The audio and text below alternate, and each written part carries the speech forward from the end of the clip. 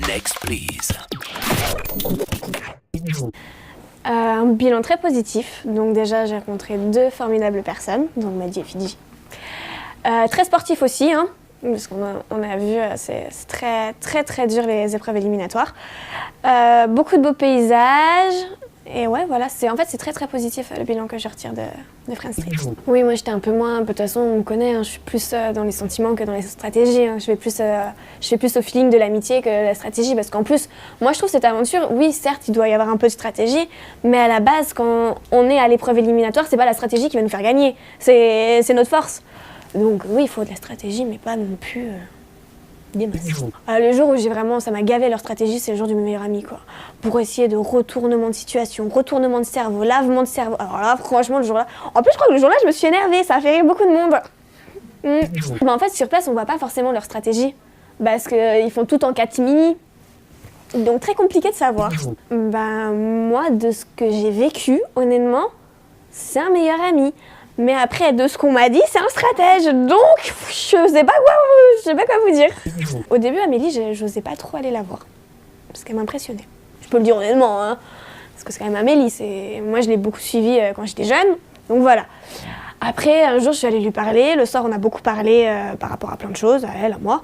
Et aussi, le jour de l'élimination, j'ai fait un malaise. Donc Caresse m'a dans les pommes, elle est par terre, pouf, il n'y a plus de vie, plus bonne femme. Et en fait, elle est venue, tout le monde est venu autour de moi, donc tout le monde m'aidait et tout. Et en fait, Amélie, elle a pris ma main, elle m'a rassurée et ça m'a aidé à aller mieux. Et franchement, je suis super gentille de sa part. Donc j'ai quelqu'un, c'est sérieux, il est très beau, c'est un modèle élégance, donc il est super sexy. Et en plus, il me rend heureuse, donc c'est le principal. Il n'est pas connu dans ce monde de télé-réalité. Lui, il est plus connu dans le monde des modèles élégants. Alors, ce monde de télé-réalité, c'est un monde bien à part.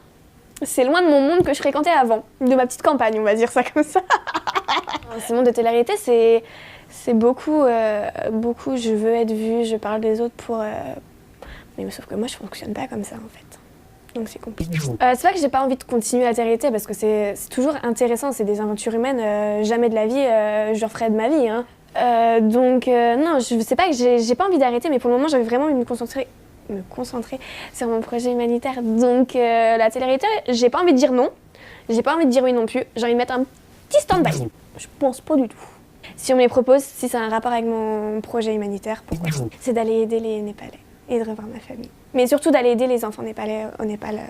En fait, si tu veux, moi je suis marraine des Mademoiselles et ça c'est une association en Bretagne qui m'aide beaucoup pour mon association du Népal. Donc, c'est un projet qui me tient à cœur, donc déjà moi j'ai eu la chance d'être adoptée, hein. Je pense que c'est une chance inouïe, je pense que c'est ce que le bon Dieu... Non, pardon, je peux pas dire ça. C'est ce qu'il aurait pu m'arriver de mieux, donc oui, en fait, moi c'est simple, je peux être folle dans la vie, mais quand on me parle de sujets sérieux, je peux être sérieuse aussi, je sais être sérieuse. En fait, j'ai plusieurs facettes, quoi. Voilà. Next, please.